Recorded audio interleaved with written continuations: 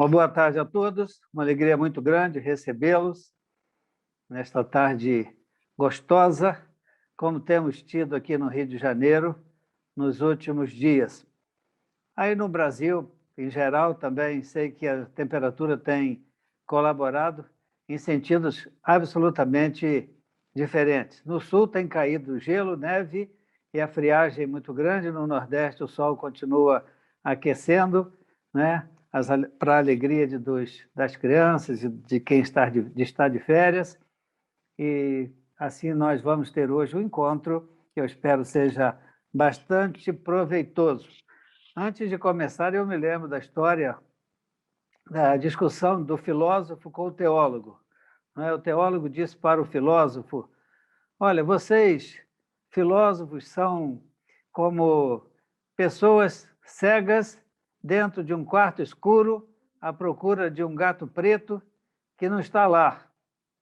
E o filósofo disse para o teólogo: olha, vocês teólogos são como pessoas que estão em um quarto escuro, são cegas, estão procurando um gato preto que não está lá, mas vocês garantem que o encontraram.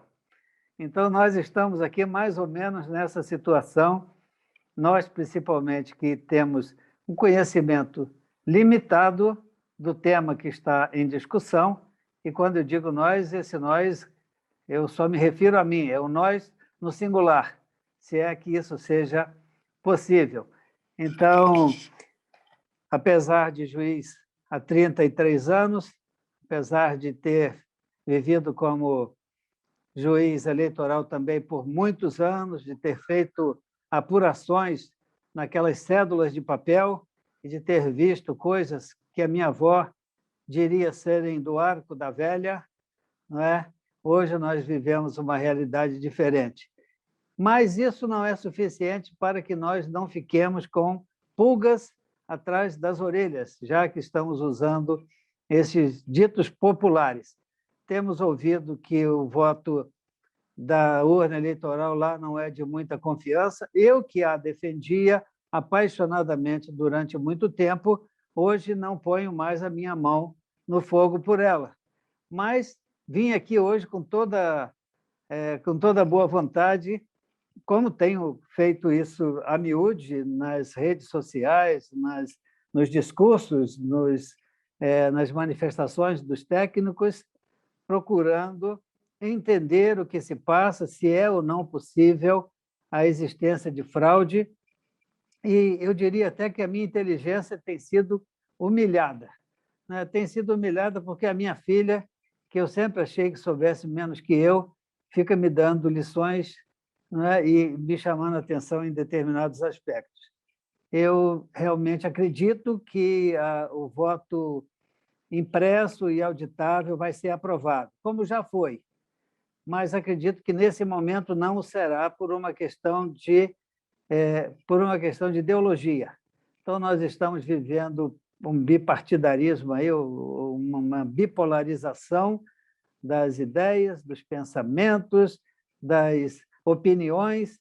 De um lado, nós temos os que são a favor, de outro lado, temos os que são contra. Temos visto a troca de insultos até mesmo, né? Até às vezes vemos e percebemos que fogem de um campo da cordialidade, da urbanidade e até mesmo do respeito, mas precisamos continuar a discutir o assunto. O assunto não é um assunto que interessa só ao Congresso Nacional, não é um assunto que interessa só ao TSE, é um assunto que interessa ao Brasil, e eu, como eleitor, afirmo que esse é um assunto que me interessa.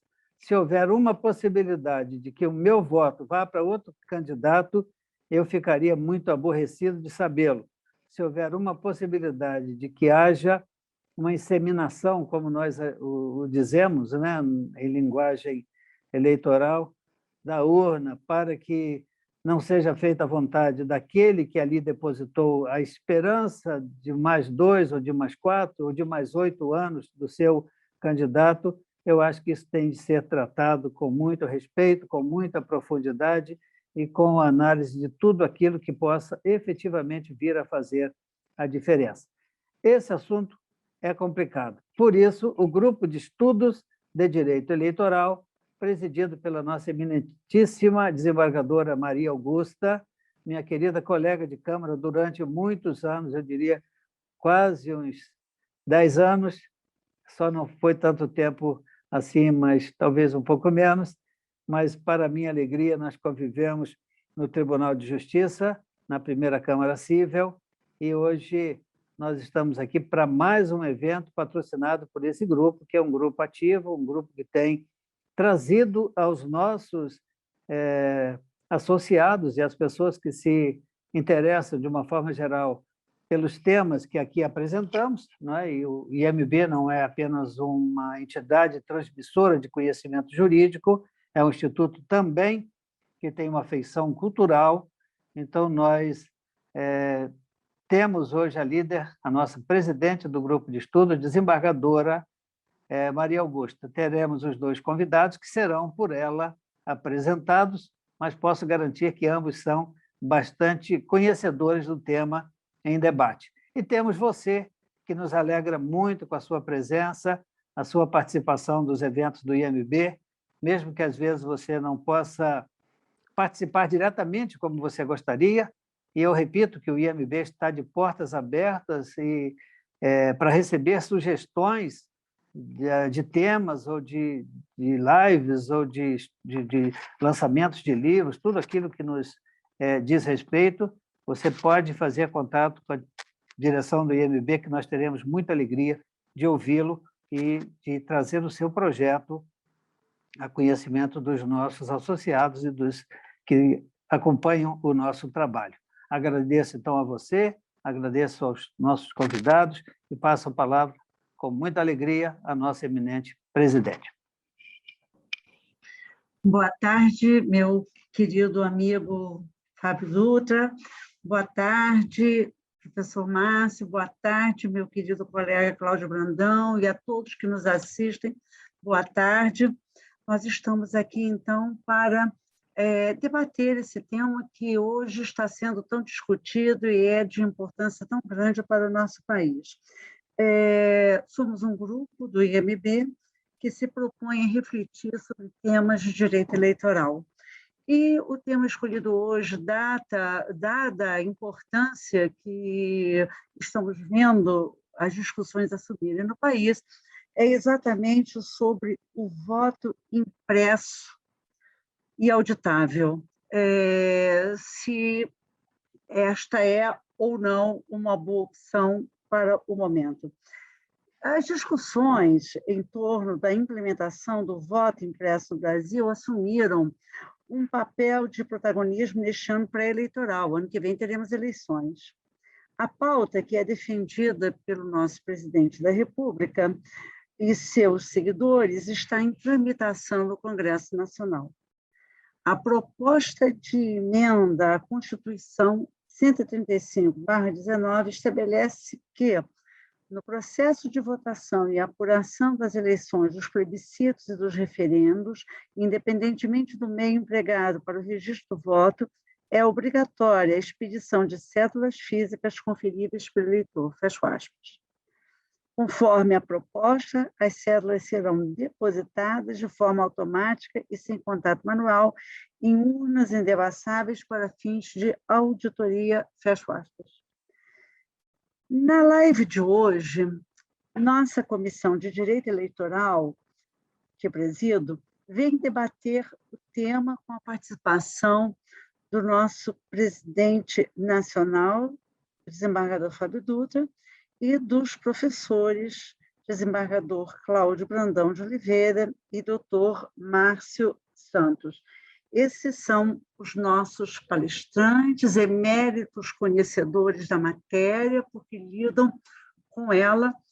O desembargador Cláudio Brandão é professor e doutor em Direito Penal, desembargador do nosso tribunal e foi presidente, até o ano passado, do TJRJ, do Tribunal Estadual Regional, Tribunal Eleitoral Regional. Temos, portanto, estando conosco hoje um emérito conhecedor do tema que vamos debater, já que, inclusive, presidiu o nosso Tribunal Eleitoral aqui no Estado.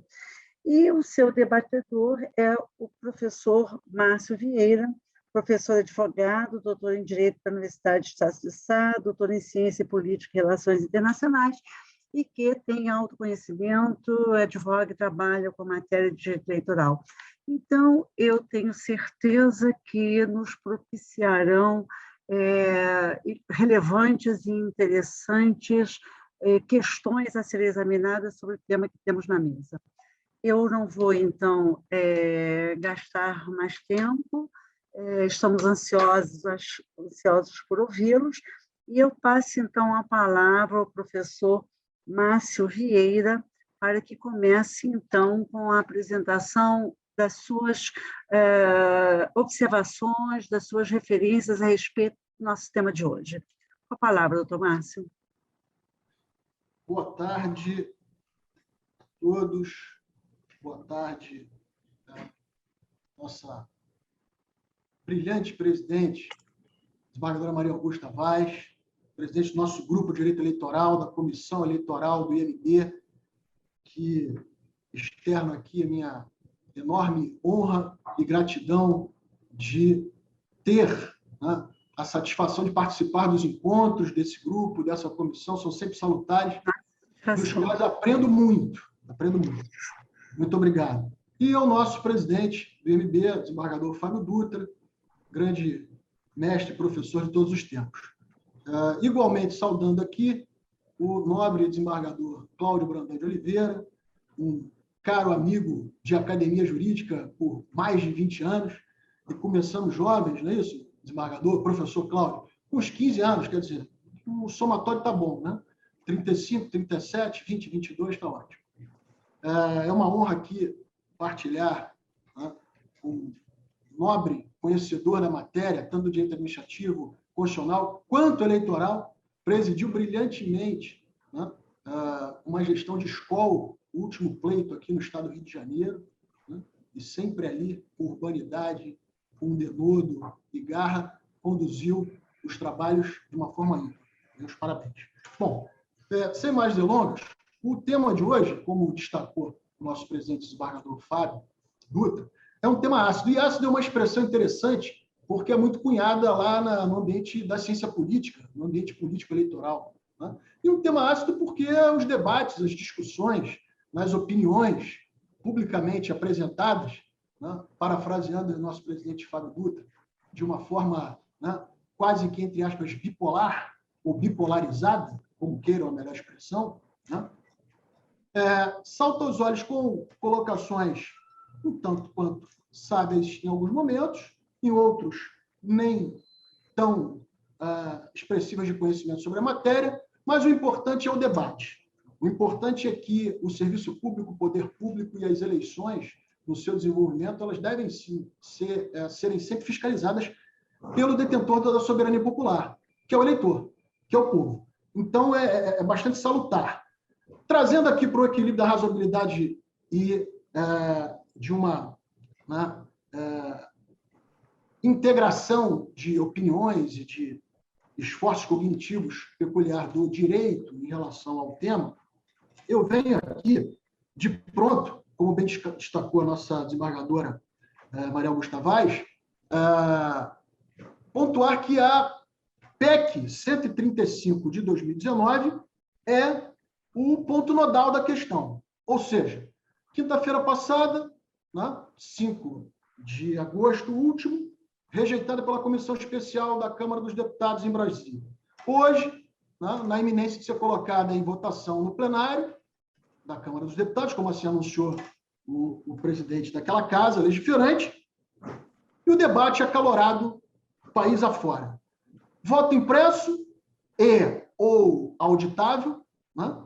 E aí a adoção da conjunção aditiva alternativa fica por conta de todos vocês que nos assistem e participam do debate. Sim ou não? Né? Impresso e auditável, impresso ou auditável, há auditoria no processo, no sistema eleitoral brasileiro. Né? O voto impresso acresceria, aprimoraria esse sistema, De pronto, eu coloco aqui que não há nenhum tipo de suspeição à rigidez do processo eleitoral no país. Ao contrário, o que deve ser aqui afirmado é a plena lisura e o avanço desse sistema no processo eleitoral, que desde 1996 adota a votação eletrônica. No ano de 2000, na totalidade do corpo eleitoral brasileiro, ele permitiu que hoje aproximadamente pouco mais de 470 mil sessões eleitorais no país, permitam o registro do voto eletrônico e uma apuração, uma totalização bastante célere, como um princípio norteador do processo eleitoral, né, no país. Muito menos se coloca em xeque aqui, nas singelas elucubrações que apresentarei aqui, uma intangibilidade, a sigilosidade do voto. Ao contrário, é cânone constitucional, cláusula pétrea, prevista lá no inciso 2, voto direto, secreto, universal, periódico, do parágrafo 4 do artigo 60. E isso tem que ser garantido, tutelado, lembrando aqui, res, como força normativa da Constituição, ou numa expressão por mim cunhada, como atingimento da verdadeira estética constitucional. A soberania popular, ela deve ser garantida, tutelada, e a sigilosidade perpassa isso.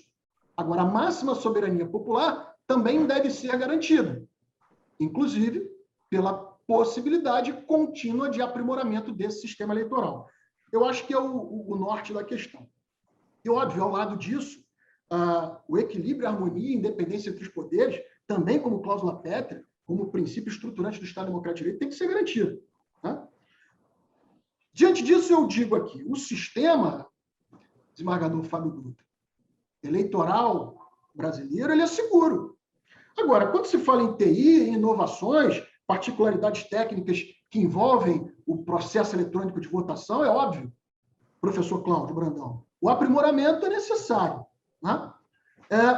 E o eleitor, como titular do poder soberano, como exercente do voto, ele busca exatamente o fortalecimento democrático. E, com isso, a garantia do direito personalíssimo do voto. Portanto, o voto impresso, auditável, havendo interesse do eleitor como titular dessa soberania popular, ele deve ser permitido, e é disso que trata a PEC. Entendendo um pouco a PEC 135 de 2019. Ela foi proposta pela deputada federal Bia Kicis, que é lá do Distrito Federal, e o seu texto originário, basicamente, ele aborda uma alteração no artigo 14 da Constituição Republicana, com a introdução de um parágrafo novo, o parágrafo 12. Né? E, basicamente, diz lá, no processo de votação e apuração das eleições, dos plebiscitos e dos referendos, independentemente do meio empregado para o registro do voto, é obrigatória a expedição de cédulas físicas, conferíveis pelo eleitor, a serem depositadas de forma automática e sem contato manual, de qualquer um, obviamente, em urnas indevassáveis para fins de auditoria. Esse foi o texto originariamente apresentado dessa PEC. Ela sofreu algumas alterações, o relator, o deputado Felipe Barros, apresentou um substitutivo com algumas inserções, como, por exemplo, no processo de votação e apuração das eleições, dos plebiscitos e dos referendos, é obrigatória a impressão do voto conferível pelo eleitor. Fez uma pequena alteração. Outra inovação, não constará nenhuma informação que possibilite a identificação do eleitor. Isso ele fez de forma expressa. A apuração ocorrerá nas sessões eleitorais pela mesa receptora de votos, após o encerramento do pleito. E, outra inovação, nesse substitutivo, nas sessões eleitorais com registro impresso de voto, a apuração será realizada exclusivamente com base nesses registros, o registro físico, a impressão. Ou seja, ele transforma o texto originário, que basicamente tratava da impressão do voto depositada, né, num acondicionamento acoplado à urna eletrônica, uma impressora à urna eletrônica, sem qualquer contato ou quebra de sigilosidade, e segue para uma linha de apuração ou quase que uma votação manual. Né? A proposta ela continua buscando a alteração do artigo 14, como falei, da Constituição Republicana, com a introdução do parágrafo 12, e, basicamente, ela permite o quê? A conferência pelo eleitor do seu voto, antes que ele seja depositado acondicionado nessa urna, nesse recipiente acoplado à urna eletrônica. O que eu gostaria de destacar aqui, e falei há pouco, o sistema ele é seguro. Obviamente, busca-se sempre um aprimoramento. Essa PEC, ela apresenta esse aprimoramento, ou como alguns colocam, aí a questão do sim, ou na linha do não. Não, espera aí, nós vamos retroagir, nós vamos retroceder, nós vamos voltar àquela fase da filha do orelhão público com ficha, esperando o sinal, para você poder fazer a ligação. Mas espera aí, e o meu comprovante? Eu estou ali, eu pago o meu cartão de crédito, cartão de débito. O senhor quer o seu comprovante? Eu quero, sim. É meu direito, eu quero conferir. Mas o eleitor, ele vai ter condição de aferir, de conferir se realmente o voto que ele registrou na urna, eletronicamente, ali está registrado. Ele confere com aquela impressão, 1, 2, a quebra da sigilosidade inexistirá. Então, o sistema empregado pela aceitação ou não, na verdade, dessa proposta, é que... Eu acho que congelou. Deu uma congeladinha. Voltou. Oi, voltou? Bom, pois não, professor. Por óbvio, nós estamos falando de uma PEC. E a PEC ela tem um rito complexo de aprovação. A PEC foi examinada na comissão especial, como disse, o relatório não foi aprovado, o plenário reexaminará, 2 turnos de discussão e votação por 3/5, como o artigo 60 da Constituição lá estabelece. Desde que, por certo, as cláusulas pétreas, como já disse, sejam garantidas. E por falar em cláusula pétrea, sigo o presidente Fábio, presidente Mário Augusto. Está ok? Alguma intervenção, professor Cláudio? Posso seguir aqui? Tudo bem. Tem mais 1h30, não é isso, para falar? Não! Não? 1h30, não. 2 horas. Benevolente, mas nem tanto. Eu gostaria de destacar aqui que o artigo 59A da Lei das Eleições, numa reforma recentemente estabelecida pela Lei 13.165 de 2015, previa, em nível infraconstitucional, por certo, não em uma PEC, o voto impresso. E o Supremo, através de uma ADI proposta pela Procuradoria-Geral da República, ADI de número 5889, no dia, se não me falha a memória, dia 20 de setembro do ano passado. A temática foi examinada pelo Supremo, através do julgamento da ADI 5889, em 20 de setembro do ano passado. Lembrando aqui, o professor Gilmar Mendes, relator, destacou alguns sistemas de auditoria. Por exemplo, no dia da eleição, a zerésima, que é emitida às 7 horas da manhã, no dia da votação. Os BUs, os boletins de urna, que desde 2016 já saem lá com um QR Code, que também pode ser aferido, se a votação foi regular, enfim. E a questão dessa possibilidade de contato de quebra da sigilosidade. Ele destacou isso bem, inclusive para a ocorrência dos chamados votos fantasmas.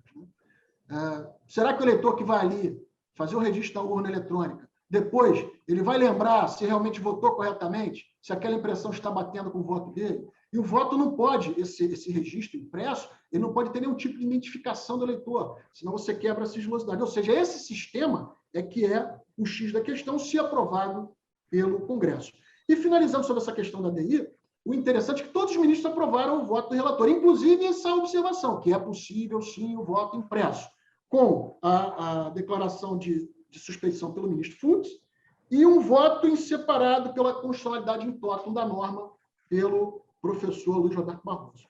Enfim, o direito brasileiro segue o direito alemão, ou seja, mesmo essa norma tendo sido declarada inconstitucional, poderia ser editada a nova norma? Entendo que sim, inclusive porque trata-se hoje de PEC e não de uma alteração infraconstitucional, certo? desde que, lembrando aqui, Constituição e Realidade, de Habermas, né?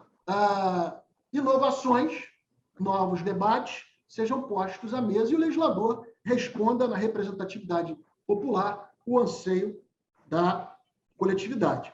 O TSE, professor Cláudio Brandão, critica basicamente essa inovação, né?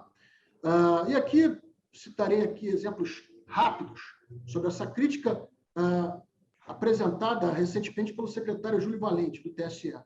Né? Ele explica o seguinte: uma contradição do voto ser impresso e depositado automaticamente na urna representar uma segurança. Se considera a urna suspeita e, por isso, imprimo, aspas, né, os votos para colocar em urna plástica, e se ela é suspeita, quem me garante que ela não imprime o voto indevido em algum momento de desatenção do mesário, por exemplo? Uma outra observação que ele colocou interessante: quem imprime o voto é o equipamento, e se não for a urna eletrônica, será outro equipamento, que poderá ser considerado suspeito. O que acontece se efetivamente algum voto for subtraído ou for acionado por meio da clonagem? Uma elucubração interessante, né? Também apresenta uma crítica em relação à perspectiva do aumento do tempo médio de votação. Na eleição do ano que vem, são 5 cargos, se não me falha a memória.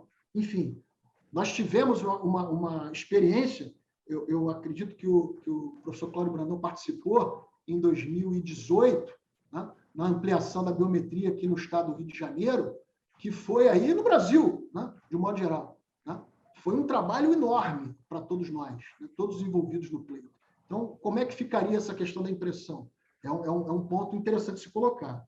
E, por fim, aqui, para que nós não tenhamos, na fala lá do secretário do TSE, a ocorrência de filas e possamos continuar prestando serviço de excelência, necessariamente teremos que ter aumento no número de sessões eleitorais. Isso representa mais urnas, mais mesários, mais gastos. À época, o ministro Gilmar Mendes fez uma colocação, né? São 2 bilhões de investimentos para essa inovação. Acredito que hoje seja até mais, o custo seja maior.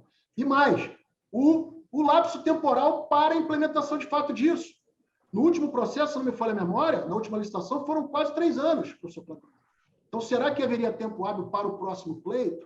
Enfim, são questões postas aqui para ficarmos nessa linha, né, do sim ou não. Em breves conclusões, como disse no início, a sociedade, o eleitor, é o titular do poder soberano e deve fiscalizar o poder público sempre. Assim, a desconfiança em torno de uma urna eletrônica é também uma preocupação genuína das pessoas que têm receio de qualquer inovação tecnológica. É peculiar.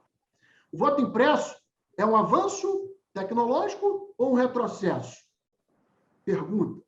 O retorno às cédulas de papel exclusivamente sem um controle pode trazer de volta problemas que já havíamos abandonado. O software que trata do sistema do processo eletrônico, ele, como disse, ele atua em mais de 470 mil sessões eleitorais no país. E alguns ritos de auditoria. As estatísticas, por certo, a comprovação do comparecimento do eleitor, existem alguns meios, não só assinatura, como outros, né? O banco de críticas, se você tem ali a evidência de uma suposta contingência, ali você, né, tem um banco de críticas para apresentar. A lacração do sistema, que é feito com a participação das instituições, isso é importante frisar, Ministério Público, OAB, partidos políticos. Né? Como disse há pouco, as herésimos BUs com QR Code, novas formas de auditoria, como, por exemplo, o atendimento ao sistema, no sistema do processo eletrônico, de um interesse do eleitor de atestar o voto que ele registrou na urna. Seria um aprimoramento? Seria uma forma de, utilizando uma expressão contábil, de circularização de informações, sem ferir a sigilosidade? Finalizo aqui com mais 2 questionamentos. Né? Ao registro na urna, sim. Né? Mas em nome da máxima efetividade do sufrágio, se o eleitor tiver o interesse de confirmar esse registro por um meio de auditoria posterior, sem a sua identificação, isso não seria um reforço, né? Uma confirmação da sua soberania popular? O somatório da biometria, do registro do voto na urna e a impressão não configuraria, sim, um aprimoramento do sistema? Professor Cláudio, eu lembro aqui o saudoso publicista italiano Norberto Bobbio, né? Por vezes gosto de citá-lo, em que ele dizia: o poder e o direito fazem os dois lados da mesma moeda. Ele nos deixou aí nos idos de 2004, né? Já com bastante experiência, 93, 94 anos de idade, e sempre lá botou na área do direito público, do processo eleitoral, enfim. O que veja que esse equilíbrio do poder e do direito é realmente a pedra de toque de toda essa questão, né? O ideal democrático exige a tutela dos direitos consagrados pela ordem constitucional e, em certos casos, ajuste a ordem jurídica à dinâmica social, para que se alcance, como disse, a estética político-constitucional almejada. Essa estética constitucional, raiz teleológica dos instrumentos de exercício da soberania popular na sociedade multicultural contemporânea, pode ser alcançado pelo fortalecimento dos institutos democráticos.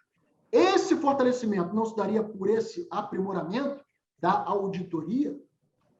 Lembrando aqui, por último, a teoria do discurso democrático de Habermas, né? Ela confere relevo aos direitos políticos eleitorais, por certo. E, por seu intermédio, o cidadão participa e passa a integrar a esfera pública, a gestão da democracia reforçada no pleno exercício do poder político. A tutela desse interesse, de uma revisão, de uma aferição do registro do voto da urna, por esse meio de auditoria, não seria um caminho? Portanto, sem mais delongas, agradeço novamente a possibilidade de participação, aberto aqui por uma complementação de ideias, né? E com desejo, de fato, que a nossa democracia, a soberania popular, sejam sempre reforçadas, que, como disse, a estética constitucional seja atingida.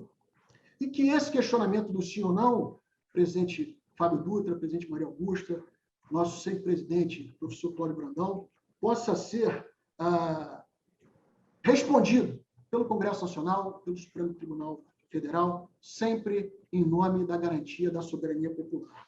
Eu queria aproveitar a oportunidade, presidente Fábio Dutra, e depois encaminhar ao IMB, né, esse livro, que depois encaminho a Vossa Excelência, que foi uma última edição que participei, e fala um pouco dessas reformas, dessas inovações eleitorais. E vou disponibilizar, né, um exemplar para cada um de Vossa Excelência e ao IMB para que o senhor, presidente, sorteie aí entre os participantes dessa nossa live.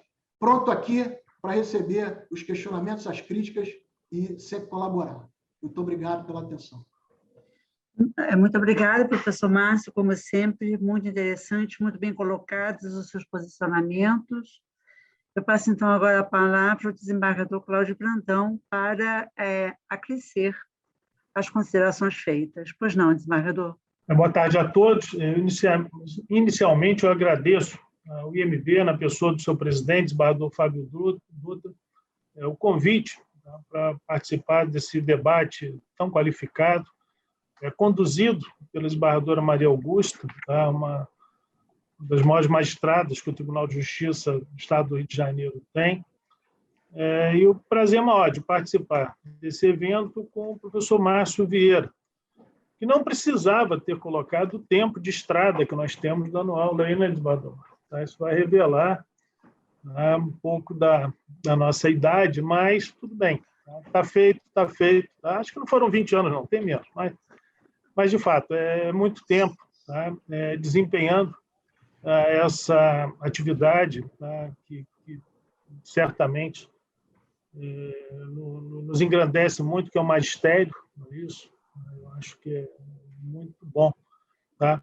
E esse evento tem tudo a ver com o que a gente sempre pregou em sala de aula, né? O debate, a possibilidade, tá, de que as pessoas coloquem suas opiniões, não é isso? Tá? Que sejam ouvidas, tá? E que se busque, tá, através de um debate saudável, chegar à melhor conclusão. A gente vive um momento muito conturbado, tá? Não necessariamente o debate em torno desse tema tem sido travado de uma forma saudável. Acho que as pessoas estão muito nervosas. A gente vive um momento muito sensível na realidade brasileira e acho que é preciso que todos, de uma certa forma, se acalmem para buscar aquela que é a melhor solução. E, acima de tudo, reconhecer que em situações como essa, o protagonismo naturalmente deve ser do Congresso Nacional. É extremamente importante colocar isso. Tá? Não é o Judiciário, não é o Executivo, é preciso que o Parlamento assuma o protagonismo que no ambiente democrático é dele. Tá? As questões envolvidas especificamente nesse tema passam pelo aspecto técnico, pelo aspecto político e pelo aspecto jurídico, mas é preciso, acima de tudo, serenidade para encontrar o melhor caminho para a situação. Eu não digo nem a melhor solução, porque, particularmente, eu entendo que não há o problema apregoado. Tá? Desde 1992, eu participo de eleições, participei de quase todas. Tá? E, antes da implementação do sistema eletrônico de votação, o Brasil convivia com um problema gravíssimo, tá? Que era das fraudes no processo de apuração eleitoral. Tenho certeza, o desembargador Fábio Dutra, o desembargador Mário Augusto, estou vendo o desembargador Ivone, está chegando ali, acho que o desembargador Rogério também está aí, são desembargadores mais experientes e que passaram por processos de votação manual, tá? E era extremamente complicado. Simplesmente a Justiça Eleitoral não tinha controle, tá, sobre tudo que poderia acontecer numa mesa de apuração. A verdade é que cada país tem as suas realidades, tá, tem as suas necessidades diante de problemas que são específicos deles. No nosso caso específico, o Brasil é uma federação diferente das federações convencionais, já que, além dos entes regionais, que são os estados, os municípios também são dotados de autonomia. Nosso sistema, nossa forma de governo é republicana e o sistema presidencialista. Essa foi a vontade do Constituinte, estampada na Constituição. E nesse modelo federativo brasileiro, nós temos eleições a cada 2 anos. Tá? Então, no primeiro momento, são feitas eleições no âmbito federal e no âmbito estadual. E o desembargador, eu estou colocando aqui no Judiciário, Márcio, é uma vontade nossa aqui, mas o doutor Márcio colocou muito bem. No ano que vem são 6 votos. Tá? Na última eleição, não, no ano que vem são 5. Na última eleição foram 6 votos. Tá? Nas eleições municipais, 2 votos. É um processo extremamente complicado. Tá? O número de pessoas que são mobilizadas para atuar no dia da eleição, hoje, tá? Do jeito que está, só no estado do Rio de Janeiro, são aproximadamente 140 mil pessoas. Nós não temos os locais de apuração. Tá? Só com a mobilização dos mesários são 140 mil pessoas. O Tribunal de Justiça, o Tribunal Regional Eleitoral, no ano passado, enfrentou o desafio de ter, no ambiente de pandemia, conseguir 140 mil voluntários para trabalhar no dia da eleição. E eu fiquei, durante esse processo, foi um processo de crescimento e de reinvenção individual, tá? Acho que para cada um de nós nesse ambiente de pandemia, mas eu encontrei, tá, durante o processo de seleção, de convite dos mesários, muitos jovens, tá, que estavam ali por um vínculo de cidadania. E nesse ponto é preciso refletir sobre um aspecto muito importante. A Justiça Eleitoral, ela prepara as eleições. Tá? E no momento em que a eleição começa, ela entrega esse processo para a sociedade. Quem faz a eleição é a sociedade através dos mesários. São pessoas que estão ali, tá, por um ato de cidadania. A sociedade faz a eleição, apura os votos, tá, e devolve para a Justiça Eleitoral. É importante colocar isso. A apuração é feita, tá, logo após o término do momento da votação. Cada urna eletrônica apura. Tá? Ela conta os votos, apura, ela emite 5 boletins de urna que ficam naquele local. Então, não há apuração feita fora, tá, da sessão eleitoral. O que a Justiça Eleitoral faz é somar, tá, o que foi objeto da apuração em cada sessão eleitoral. Então, é bom até recolocar alguns conceitos que estão sendo utilizados indevidamente nos meios de comunicação. Repito, a apuração é feita pelos mesários, pela urna eletrônica, quando a eleição termina. E todos os partidos políticos têm acesso a cada boletim de urna naquele local. Então, eles podem fazer a apuração, a totalização, bem antes do que a própria Justiça Eleitoral. Basta que eles coloquem os seus fiscais, eles peguem cada boletim de urna, encaminhem para o sistema dele e vai bater exatamente com o que está lá. Não há essa possibilidade de se ter, na totalização, um resultado diferente da apuração que foi feita em cada sessão eleitoral. Então, é a sociedade que conduz o processo eleitoral. E diante dessa realidade brasileira, e eu vejo nesses momentos de muita desinformação de um lado e de outro, pessoas que se socorrem de experiência de outros países. Repito, cada país tem os seus problemas e busca as suas soluções. O nosso grande problema, sem dúvida nenhuma, era a apuração de voto manual. E aí é preciso saber se esse processo desenvolvido pelo Brasil, já há 25 anos, sem que tenha havido nenhuma comprovação de fraude resultante, não há nada. Muito do que se diz por aí, basta que as pessoas chequem nos sites aí de constatação do que é fato, do que é boato, que não há nada que identifique concretamente a ocorrência de fraude. Diante do problema que nós tínhamos, nós fomos, ao longo do tempo, desenvolvendo nossas soluções. E vejam bem, é evidente que qualquer processo precisa ser aprimorado. O nosso modelo eletrônico de votação não é diferente. Ele, ao longo do tempo, vem sendo aprimorado e precisará ser.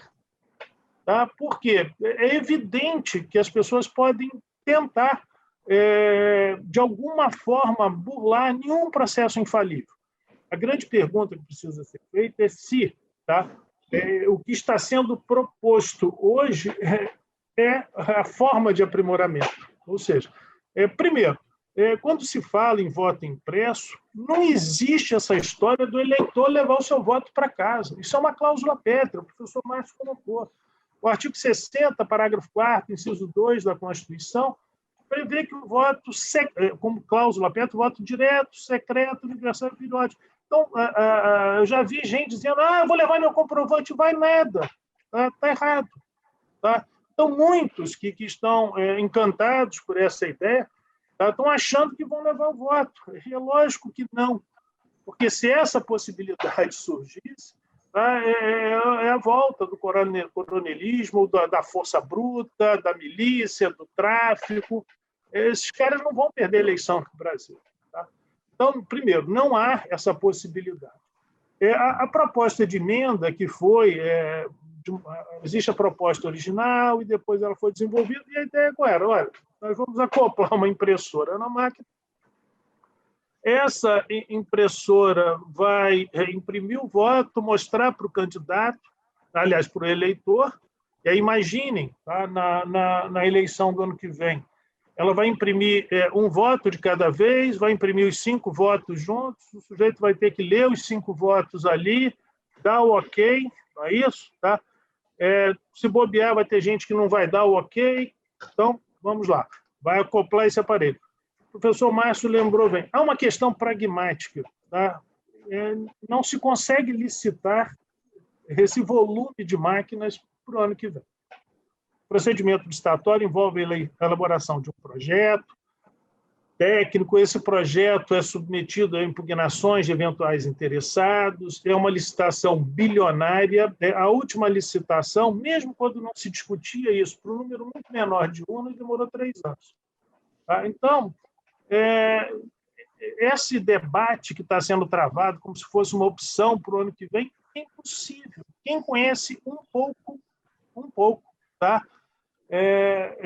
sobre procedimento licitatório, tá? Não precisa conhecer muito, não. Tá? Quem conhece um pouco sabe, tá, que é impossível concluir esse procedimento licitatório a tempo para a eleição do ano que vem, para treinar mesários, treinar a mesa apuradora. Não dá. Tá? Não dá. Tá? Essa é uma questão de ordem prática. Mas vamos lá, se a gente quiser debater isso além da eleição do ano que vem, tá? Há um outro componente de ordem prática. Vamos lá. Em 2002, se eu não me engano, houve uma tentativa de implementação, tá, de voto impresso, tá, ao menos em alguns municípios brasileiros. E olha, o resultado foi desastroso. A máquina, simplesmente, a impressora não cortava o papel, ou ela agarrava ali. Aí você tem um voto de uma pessoa que simplesmente ficou bloqueado ali. Você vai ter que chamar um mesário para consertar aquilo e ele já viu o voto da pessoa. Tá?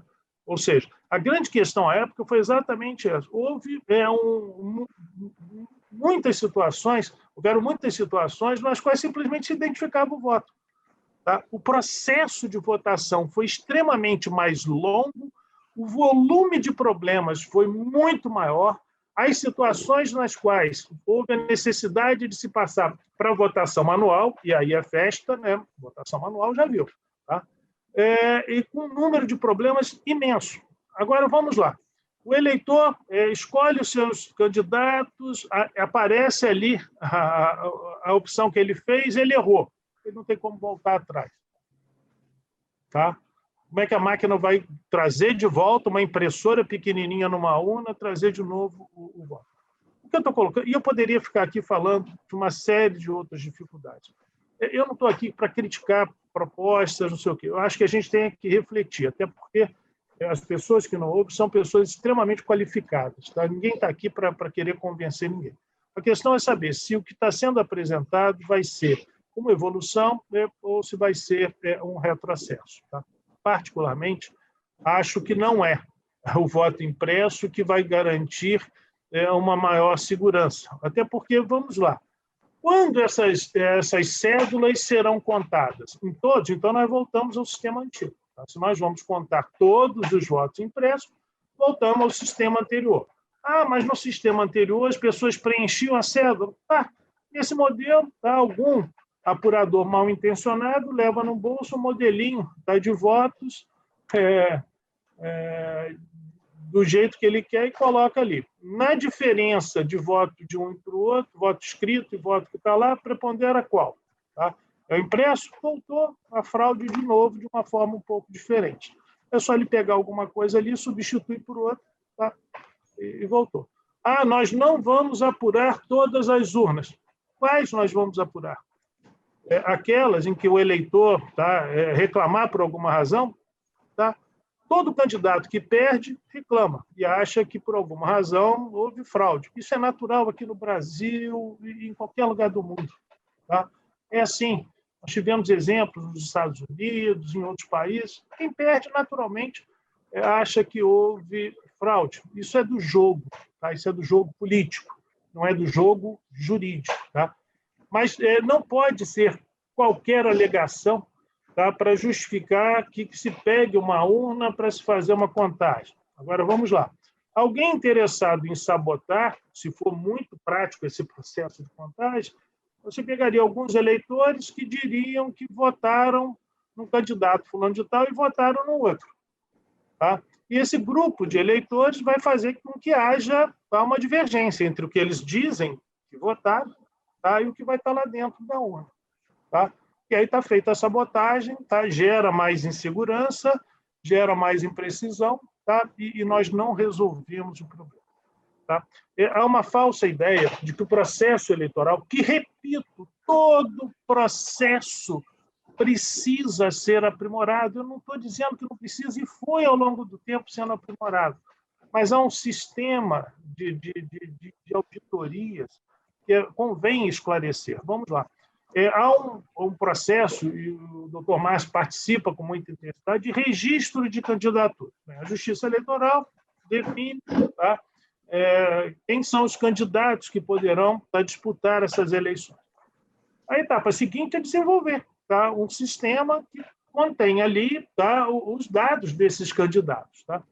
Isso é feito pela Justiça Eleitoral, tá, acompanhado pelo Ministério Público Federal, pela Polícia Federal, tá, por todos os partidos políticos. Não é um ou outro, não. Todos. Todos acompanham, não é feito em sala secreta. Tá? Não há sala secreta. Então, todos, é dado publicidade e todos têm acesso. Então, vamos lá. Criar o sistemazinho, tá, para definir a eleição, se for eleição municipal, em 5.570 municípios. Todos os partidos acompanham isso. Tá? Definido isso, as urnas são distribuídas aos tribunais regionais eleitorais.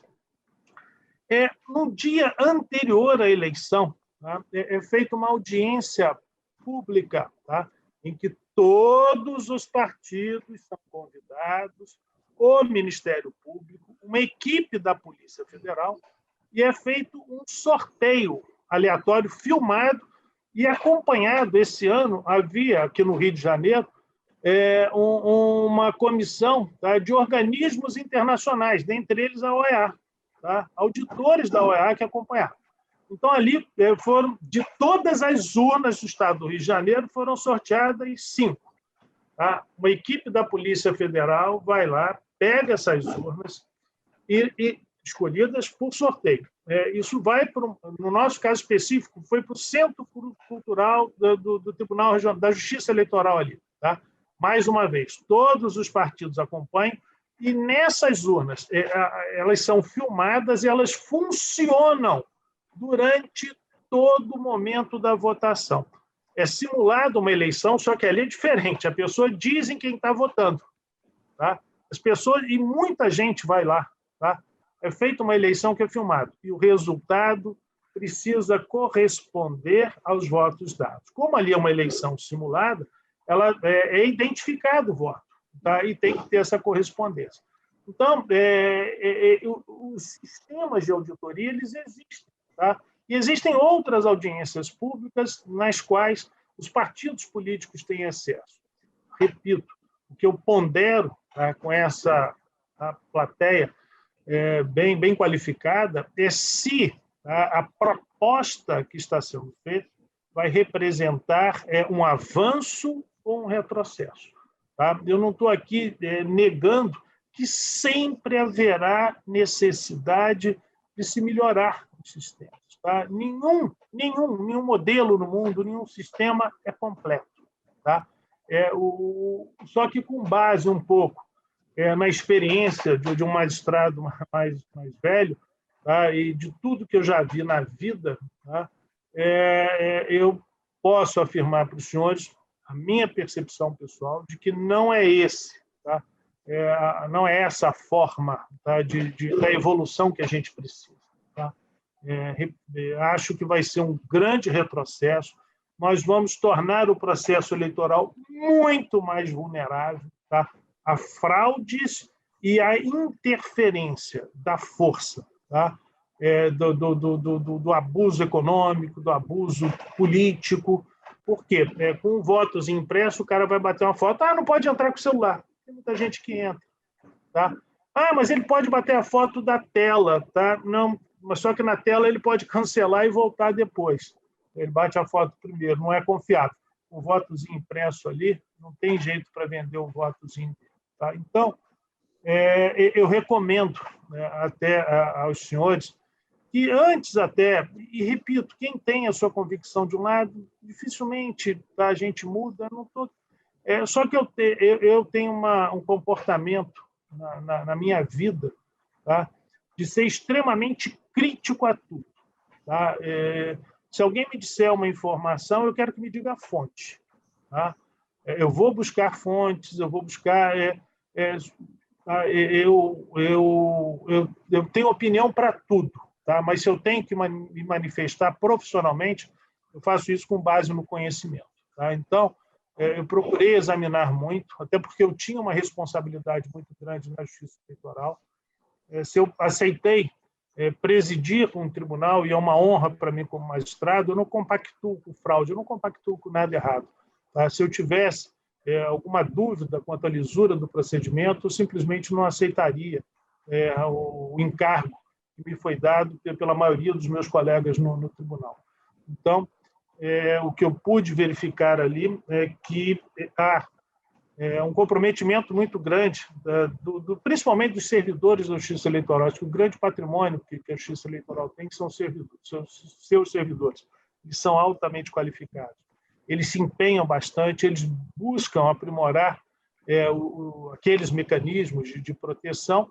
E, repito, eu não tenho essa percepção de que o voto impresso que ele vá ser um indicativo de avanço. Ao contrário, o sistema vai ficar muito mais vulnerável a fraudes e sabotagens. Tá? Eu acho que meu tempo já está ali caminhando para o fim. De novo, eu gostaria muito de agradecer o convite. É uma honra para mim estar participando desse evento. E espero, de alguma forma, ter contribuído para o debate. Em nenhum momento eu pretendi convencer quem tem posição contrária, não é isso. Eu apenas tentei, de uma forma humilde, levar para os senhores as razões pelas quais eu entendo que não é essa a forma de aprimoramento. Eu tenho evitado falar em solução, porque, sinceramente, eu não identifico a falta de pressão do voto como sendo um problema. Mas é isso. Muito obrigado a todos. Foram muito relevantes, muito apropriadas as ponderações feitas por Vossa Excelência, e certamente elas nos trazem fontes de pensar e de avaliar todas essas questões que estão sendo colocadas. O IMB agradece muito a Vossa Excelência, que agradece também muito ao professor Márcio. E eu indago, então, se há alguma colocação, alguma pergunta que tenha sido formulada que queira ser passada para os palestrantes. Desembargador Fábio? Não há, senhora presidente, eu não localizei nenhuma pergunta, apenas comentários, elogios e manifestações de apreço à fala dos nossos convidados. Bom, eu indago se há alguma ponderação que ainda quer ser feita, se o professor Márcio pretende fazer alguma observação, se há ainda alguma colocação a ser feita. Presidente, a questão, como falamos no início, né, ela é bem delicada, né, e oportuna nos debates do dia a dia. Hoje, nos 4 cantos do país, não se fala outra coisa. E esse questionamento de chamada da live, né, aqui, sempre aprendendo, o meu caro amigo e sempre mestre, professor Cláudio Brandão, né, só aqui, refazendo a conta, uns 20 anos, acho que, na verdade, deve ter uns 4 ou 5 só, para amenizar no tom do equilíbrio, no tom da razoabilidade e afastar um pouco a acidez desse debate, que não nos cabe aqui no ambiente jurídico. Na ciência política, sim, a acidez no ambiente político eleitoral, ela é peculiar, ela é necessária, né? Enfim, as disputas eleitorais denotam isso naturalmente. Agora, a questão da solução, né, com a impressão ou não, me parece aqui, reiterando, é que fica a critério do Congresso Nacional. O que o Congresso Nacional definir, certo? Como exercente da representação popular, nós seguiremos. E, obviamente, no possível reexame do Supremo, ele pontuará as questões jurídicas. Finalizo aqui, mais uma vez, dizendo que esse equilíbrio representa as duas faces da mesma moeda, do poder e direito, né, que é necessário para o fortalecimento de qualquer regime democrático. E talvez a resposta para esse sim ou não seja uma das, hoje, mais complexas soluções, se é que há. Né? Mais uma vez, é uma honra integrar a comissão, o grupo eleitoral do IMB, casa que estou sempre pronto a colaborar e aprender. Agradecer novamente aqui o nosso presidente nacional, o desembargador Fábio Dutra, e a nossa presidente da comissão, bem colocado pelo professor Cláudio, né? Se não a melhor e maior desembargadora do TJ, né? Enfim, está ali nos top 2, pronto, para dar um desconto para os pares, para o desembargador Fábio. Top 3, pronto, está aqui. Ó.